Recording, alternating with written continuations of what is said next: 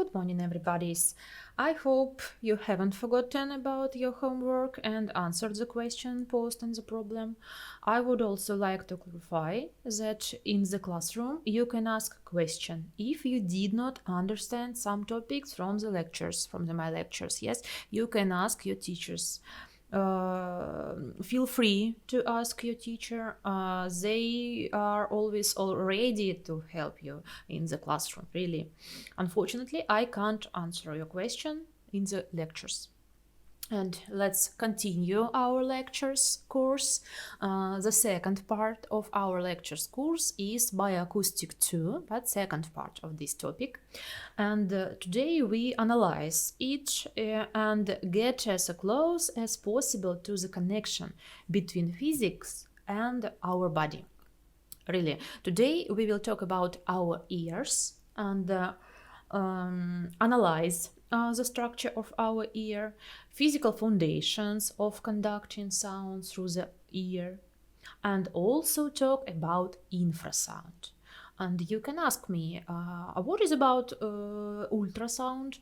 When it will be? I say you about ultrasound we will talk later on our next lecture. Today we will talk only about our ear, only about connection, physics part about it, and about infrasound, some words and main part of it. So let's start our conversation with how we generally hear. How can we hear? How do we hear? And I think you know that we have two ears on our head, yeah, and you say me, I can hear music, I can hear sound, I can hear voice and other sounds of our world in the street maybe or at home maybe, but we have a special organ, yeah, for this, and this is our ear. But in fact, that our ear is not as simple as it seems to us. We should today we will not analyze the detailed structure of our ears, because you will talk about this and clinical departments. Yeah, this is the clinical part. Our task that we should understand how can sound through our ear and how can we hear the sounds. Only physical base of it. Only physical base of it. Yeah, most basic. In the order to conduct sound in our brain, there are two ways. There are two ways. Through the air. Through the air, this is the air conduction. Through the air, blue on the picture, blue color. And through the bones, bone conduction. Here, orange color on the picture. Two media for conducting sound waves. There are two medias. And the path of a sound wave through the air conduction is as follows. First, the sound wave enters to our outer ear. After that, it goes to the middle ear. After that, into the inner ear. Then the cochlea of the inner ear too, and go to the brain. If we consider bone conduction, then the course of the sound wave is slightly different. Firstly, the sound wave hits the bones of the skull, the bones of our skull, these bones.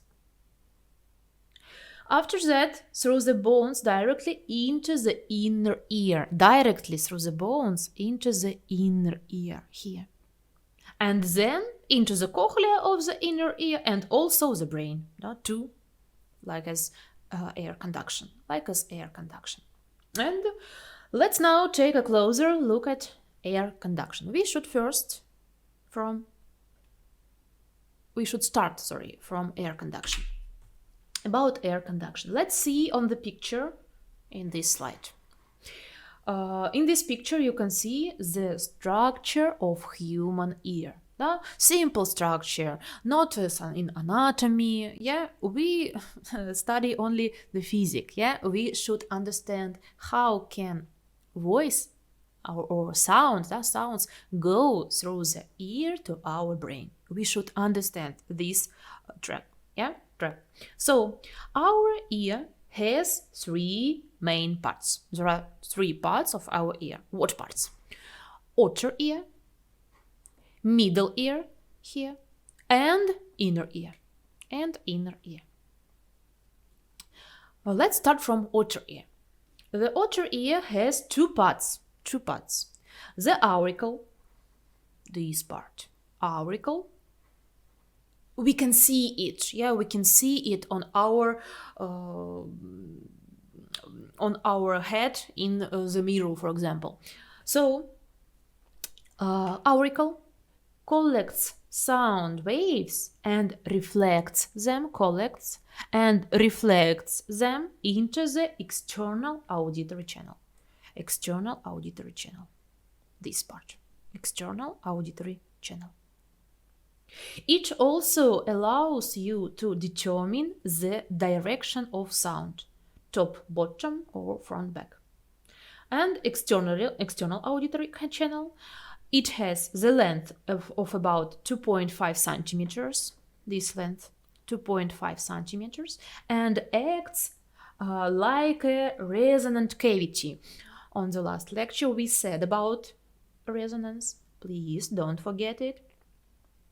Effectively amplifying frequencies in the 3 kHz range. And of course, it conducts the sound further to eardrum.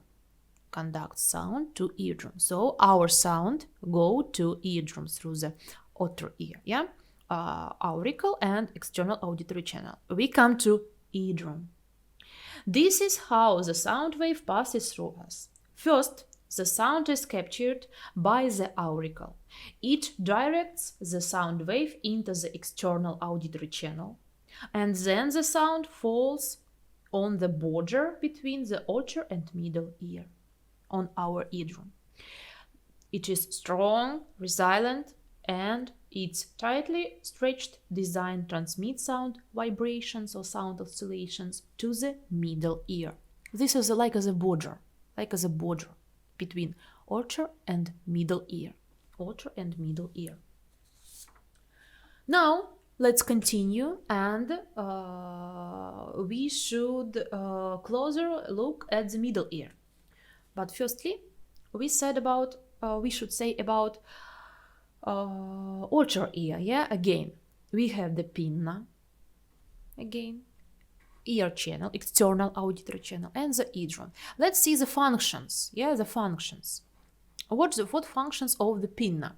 Firstly, it can collect sound waves and reflect them down to the ear channel, and is necessary to determine the direction of sound to bottom from back. Again, we said about the ear auditory channel, external auditory channel, about effectively frequencies, 3 kHz range, and about length, and about functions, that it can transfer sound to the eardrum, and about eardrum, that this is the border between outer and middle ear. You can see the formula about how can we calculate the the length of wave, the sound wave, according our auditory channel. You can see this after lecture, and calculate again about 3 kHz range. Let's continue, and we should say about middle ear. The middle ear is the cavity. You can see this is a cavity, and in this cavity there are the ossicles, small ossicles, auditory ossicles, malleus, incus, and stapes. Now, malleus, incus, and stapes, or hammer, anvil, and stirrup. So, In this order, they conduct sound from the eardrum to the inner ear. From the point of view of physics, these bones are levers that give an increase in power 1.3 times. Why do we need to increase the intensity of the sound? You say me on this, teacher, sound aloud maybe. Why do we need to increase the intensity of the sound? Yes, I can agree with you, but everything is simple. Everything is simple. There is air around us, and the sound travels through the air, through the outer and middle ear. But the inner ear is filled with liquid. We remember with you that the density of a liquid is greater than the density of air, which means that in order to avoid losses, we need to amplify the sound. This is what our auditory ossicles do. And now let's calculate how the system of bones in the middle ear amplifies the sound pressure, by how many decibels, if it is known that the sound strength increases by 1.3 times. We remember from the schools or maybe colleges, maybe from university, if you graduated the universities, that the force, how can we calculate the force through the pressure? Through the pressure in solid materials. Why the solid materials? Because this is the bones. How? We should multiply pressure P on S, where the P is the pressure and S is area square. So we have two parts, eardrum parts and inner ear parts. Oval window. It's the name of it, the name of it, where stirrup or stapes connect. So we get that should put P1, P2 and S1, S2. So let's see. If we multiply P2 on S2, it is 1.3 times, don't forget about it. 1.3 multiply on P1 and S1. So how can we calculate the difference between P2 and P1? We should divide it, and we should divide 1.3 S1 by S2. So let's put the numbers in spite of S1 and S2. You can see these numbers. Area of eardrum is 64 millimeters in square, and the area of stapes and oval window the same, it's only 3 millimeters in square. So let's put these numbers, and we have the number 28. That is, the sound pressure increases by a factor of about 28. So we should convert this number into decibels. How? We said about it on our lecture. And let's convert. In case of pressure, the coefficient in front of the logarithm will be 20, not 10, will be 20, since the intensity, not forget please about system universal units, this is watt divided by meter square, is proportional to the second power of pressure. So put our numbers, and what happened? We have 29 decibels. And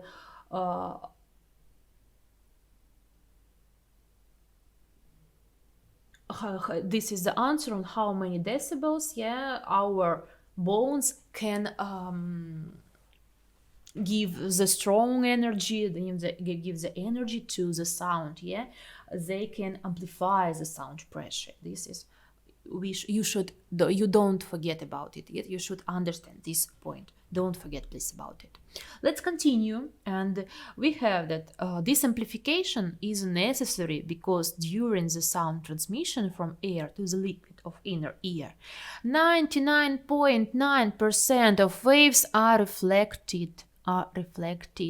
So we must amplify our sound, and we must not forget about it. Students, please. So, but apart from this, the function of the middle ear is also to weaken the transmission of vibrations in the case of high intensity sound. This is accomplished by reflexive relaxation of the muscles that hold the bones. That holds the bones. Don't forget, please, about it. Don't forget, please, about it. So, after middle ear, we should say about inner ear. Yeah, we go like as a sound in our ear, and we come to inner ear. The main part of inner ear, if we say about hearing, only about hearing, please don't forget about it. This is the cochlea. Cochlea is the spiral-shaped chamber filled with the fluid and hair cells. Hair cells are sensory receptors in the auditory, the vestibular system of the ears of all vertebrates.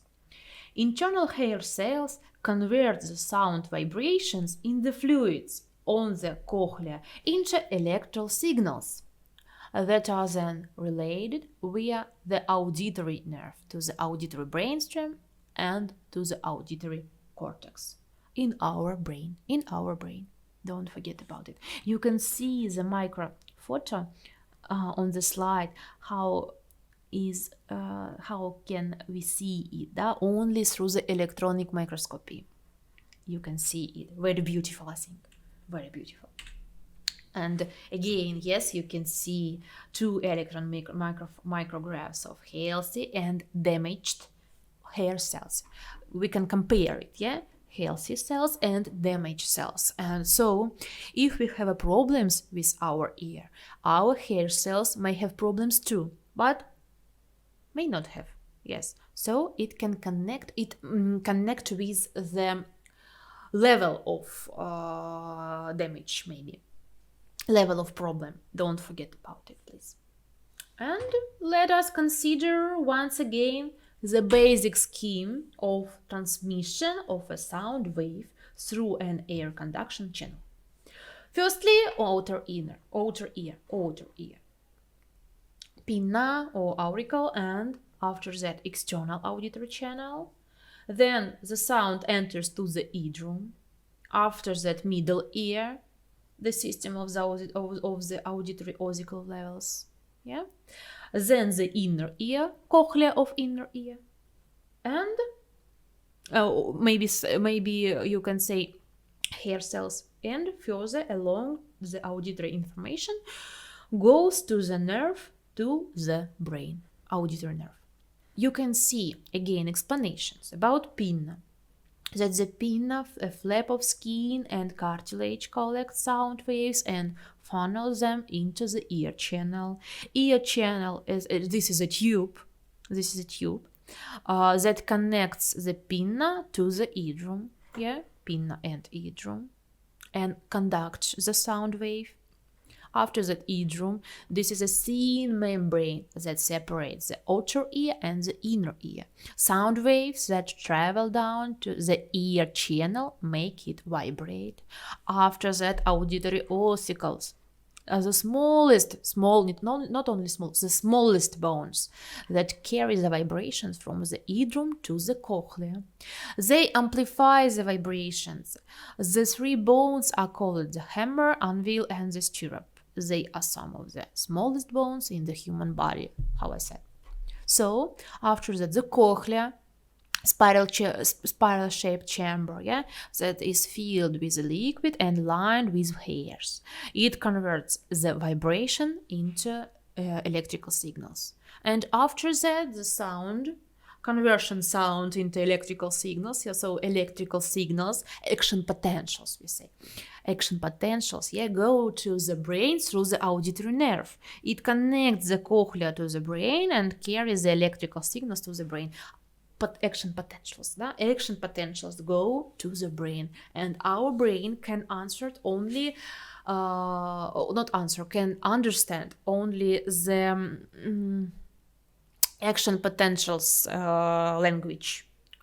Our brain can't understand the sounds, how, for example, how like as a wave. It only understands the electrical signal action potentials. So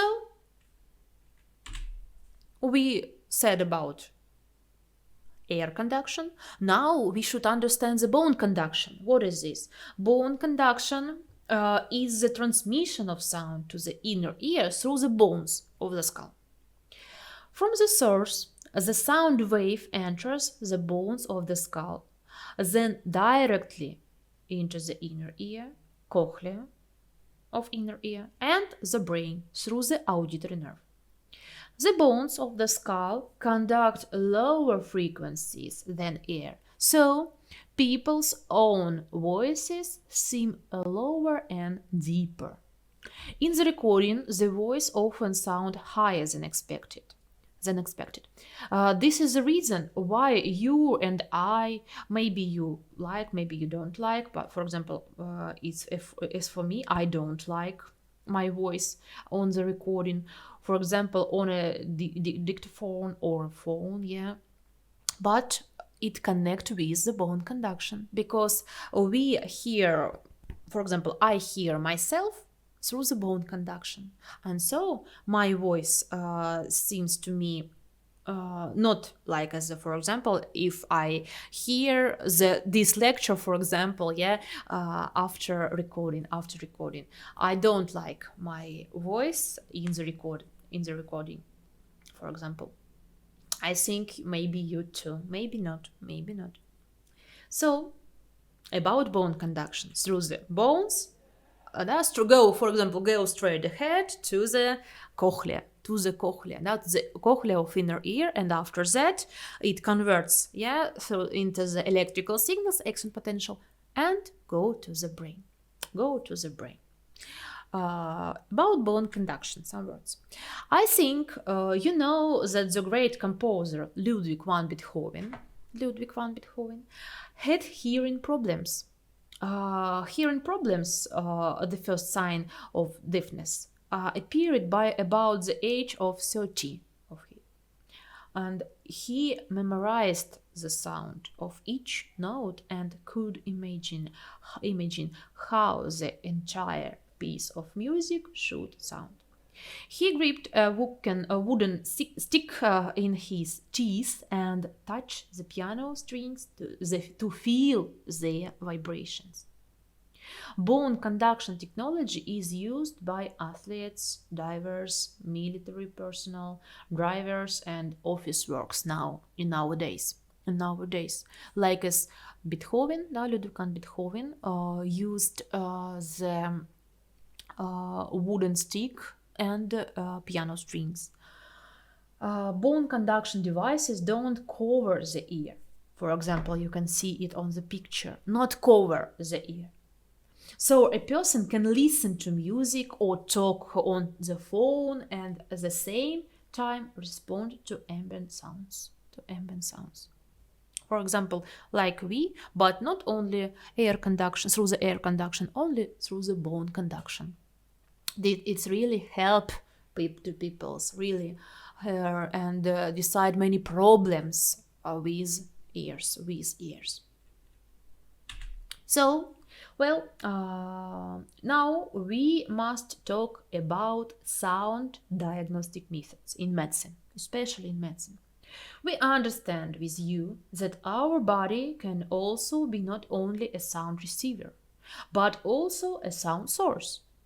For example, our lungs, our head, our stomach, our intestine, maybe. Yeah? This means that we can study these sounds, analyze them, and understand the reason for their violation. For this, we need the special research methods that will help us in this. But let's start with you. How can we test our hearing?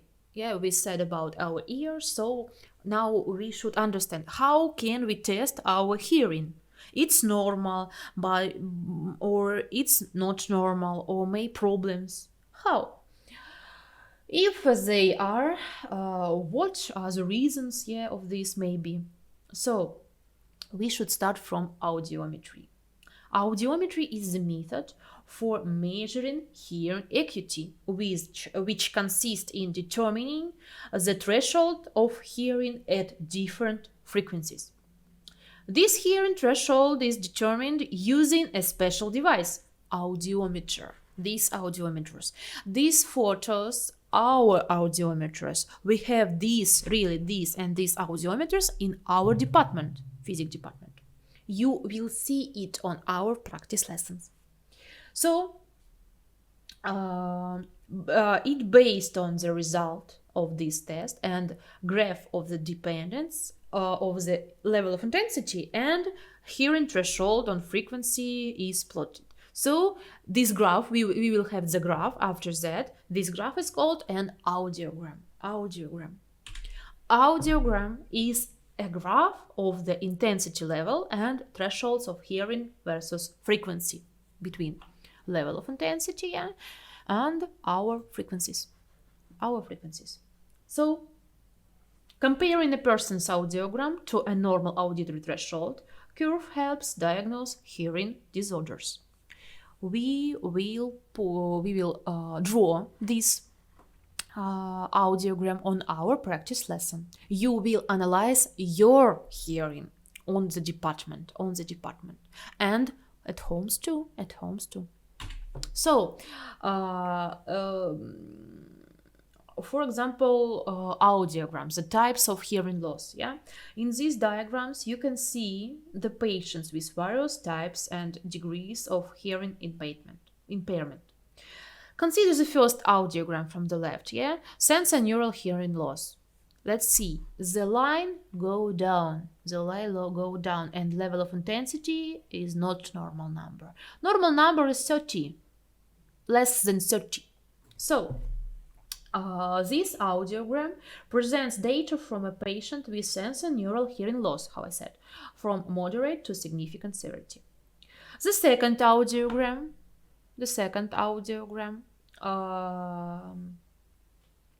of the patient with conductive hearing loss, and the third audiogram reflects the mixed hearing loss. You can see that different frequencies, different numbers. So it was examples. It was the examples of types of hearing loss, hearing loss types. So, what are the reasons or common causes of hearing loss? These can be maybe many reasons. Firstly, it may be birth defects. Really, it may be birth defects. So after that, maybe chronic ear infections. After that, maybe inherited conditions such as otosclerosis, which occurs when an abnormal growth of bone prevents structures within the ear from functioning properly. Maybe injury to the ear. Really, it may be too. After that, the inner ear diseases, special diseases, or regular exposure to loud noises. Loud noises is not good for our ear. Not forget, please. And ruptured eardrum, or tympanic membrane. Yeah, we can say. So don't forget about it, please. Next sound research method, which is also widely used in medicine now too, is auscultation.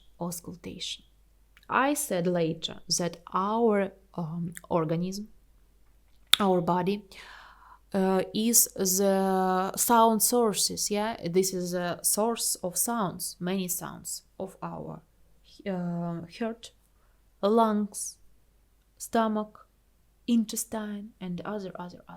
So What is about auscultation? This is a diagnostic method which based on listening to tones and noises that occur during the functioning of individual organs.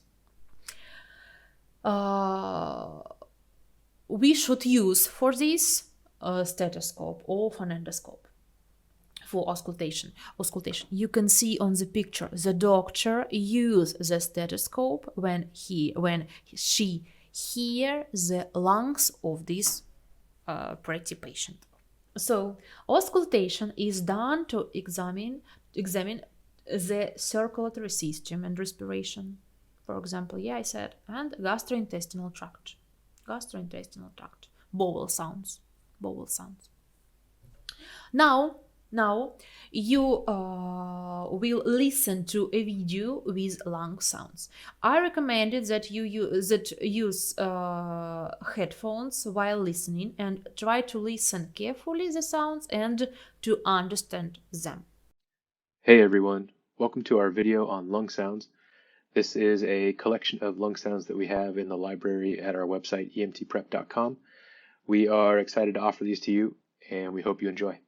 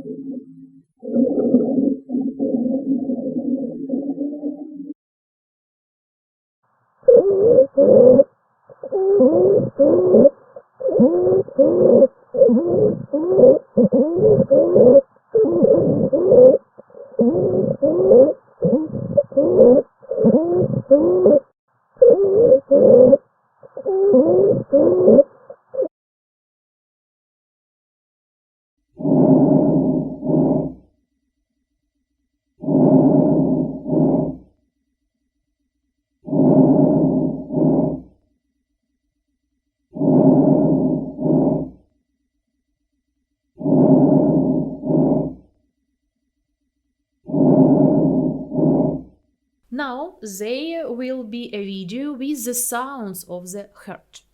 I recommend it that you use the headphones while listening to, and you should try to listen carefully and try to understand the heart sounds too, please.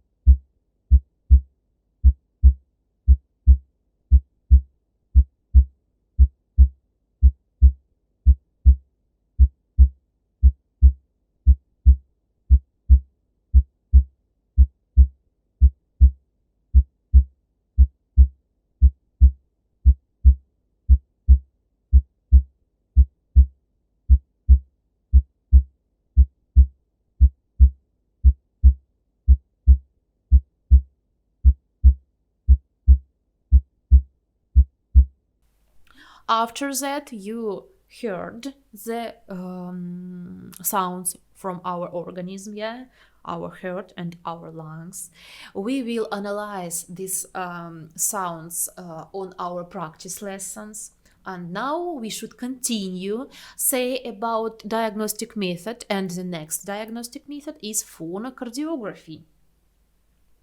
Phonocardiography is the process of graphically recording heart sounds or murmurs. Phonocardiogram, this is the result of phonocardiography.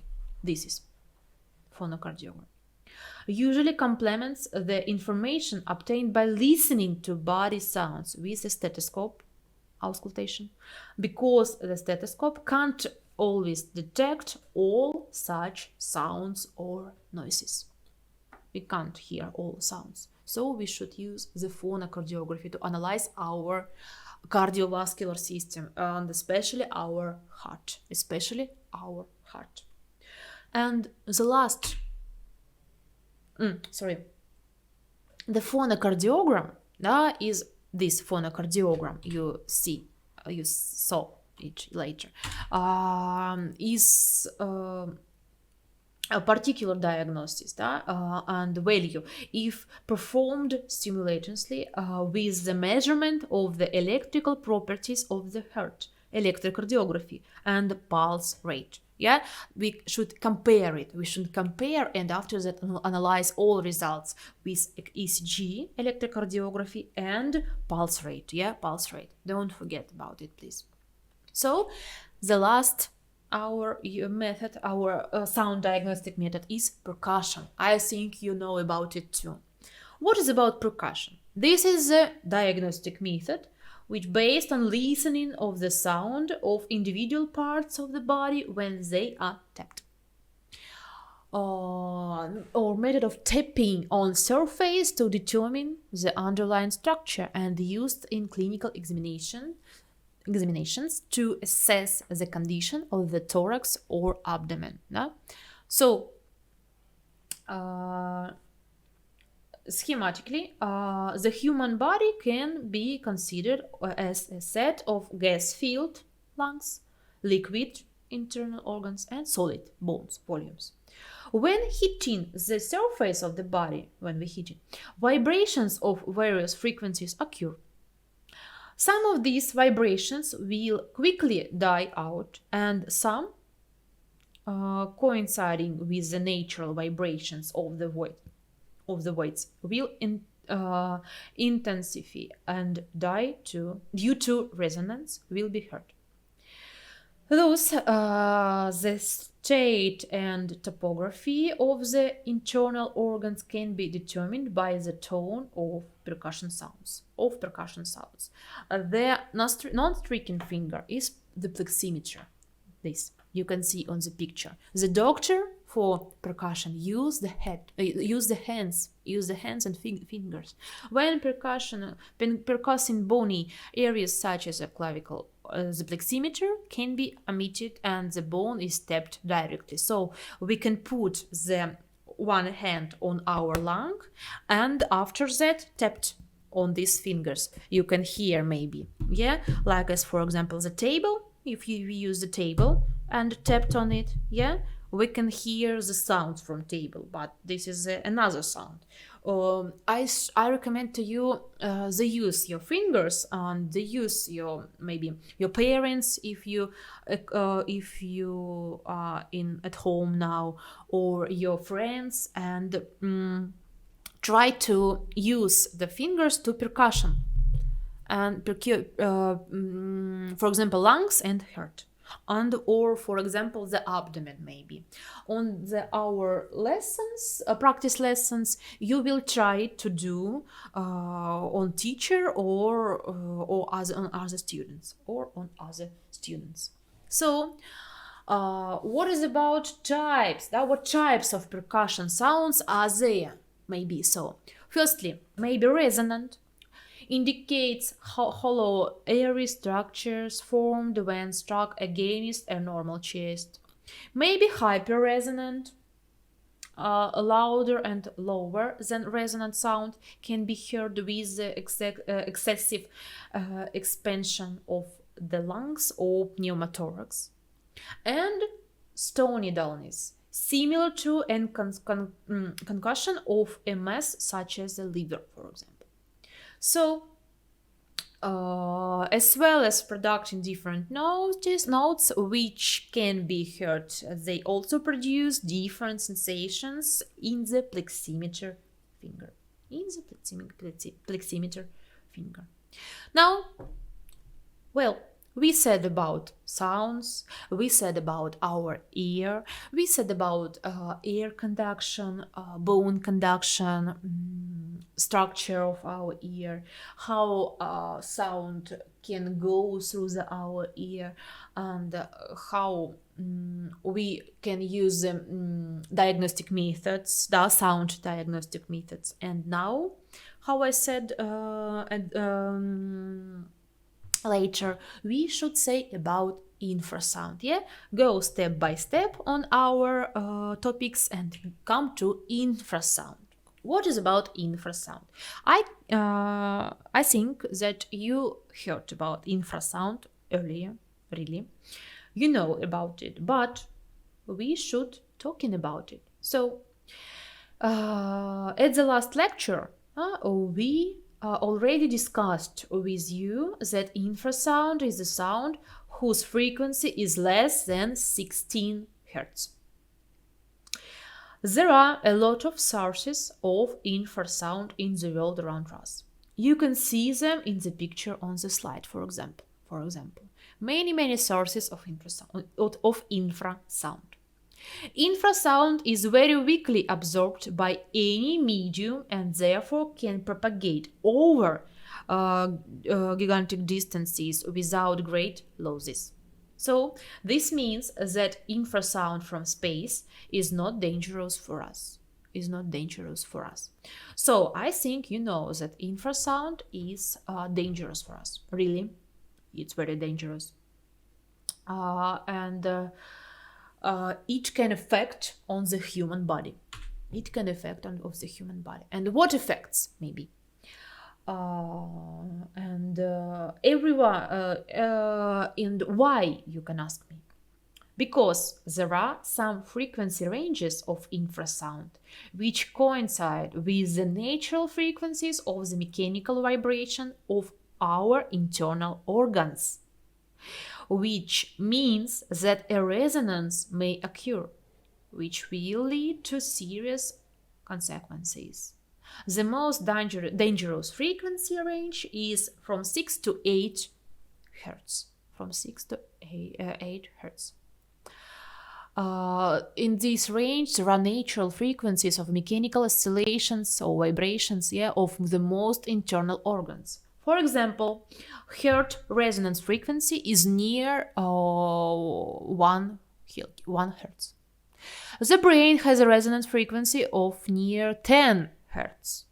And for example, blood circulation from about 0.05 to 0.3 hertz. And the hazard level strongly depends on the intensity of the infrasound. So, if the outside infrasound, the frequency of outside infrasound will be the same with the frequencies of our organs, what happened will be the big problem. We can destroy our organs, and after that, for example, if it will be the blood circulation, for example, the circulation of blood in the brain, what happened? Many problems, because the vessels can destroy and blood come to brain. So the surgeries may or may not help to the patient with these problems. So the infrasound is very dangerous. Don't forget about it, please. And reported effects include what effects maybe? Simple maybe headaches, or sleep problems, or night terrors, or learning disabilities in children, ringing in the ears, tinnitus, mood problems, anxiety maybe, concentration and memory problems, and issues with equilibrium, dizziness, and nausea. Really, maybe other problems, problems with the balance, or really problems with the cardiovascular system, and after that maybe patient may die, really. And with an infrasound intensity of 140 to 155 decibel, possible fainting, temporary loss of vision. And more than 180 decibels may cause fatal paralysis, really fatal paralysis. And according to the current sanitary standards, the permissible level of infrasound intensity and the workplace is not more than 95 decibels. 95 decibels. This is the normal. So, can we use the infrasound in medicine? Maybe yes, maybe no. On this question, researchers are working with this now, really, nowadays. But research is currently underway for the use of infrasound in medicine. In ophthalmology, maybe a method of treating myopia has been developed. For example, infrasound phonophoresis has found application in the treatment of cornea. Maybe in physiotherapy. Physiotherapeutic devices for infrasound treatment have deep developed. Or maybe in oncology. The possibilities of infrasonic methods of fighting cancer are being studied. But these are all separate studies. They are not generally accepted methods. And currently, infrasound has not found wide application in medicine for the treatment of various types of pathology due to its great danger to the patient's health. And nowadays, doctors can't or may not use widely, may not use infrasound widely. They try, because it's dangerous for people, dangerous for doctor, dangerous for patients. And nowadays this is a researching methods. Now, today I will finish my lecture and say you thank you for your attention and goodbye. Let's see. You will meet you on the next lecture. Thank you.